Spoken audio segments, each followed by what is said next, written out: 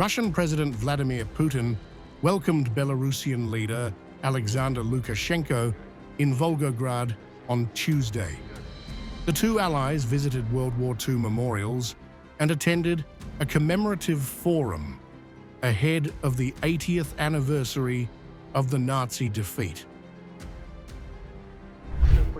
The leaders later held a bilateral meeting where discussions reportedly centered on deepening cooperation between Russia and Belarus.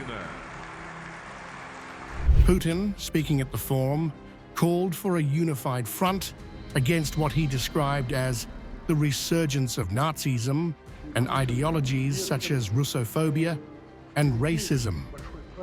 We need to do everything to prevent the resurgence of Nazism, the spread of destructive ideologies as Russophobia, anti-Semitism, any form of racism, and ethnic or religious intolerance, so-called superiority, which hides behind claims for world dominance, attempts of pressure or interference in the internal affairs of sovereign countries. Meanwhile, Ukrainian President Volodymyr Zelenskyy raised alarms over Russia's military exercises in Belarus, suggesting they might be a pretext for a new offensive.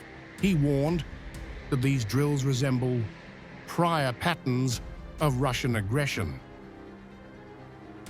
We all want this war to end in a fair way, with no rewards for Putin, especially no land. And we all need to keep the pressure on Russia. Everyone can do their part to help us reach a full and unconditional ceasefire as soon as possible for at least 30 days. That's what could lay the groundwork for real effective diplomacy. Zelenskyy called for continued international pressure on Moscow and urged support for a 30-day ceasefire proposal, one Ukraine has endorsed, but Russia has not fully accepted.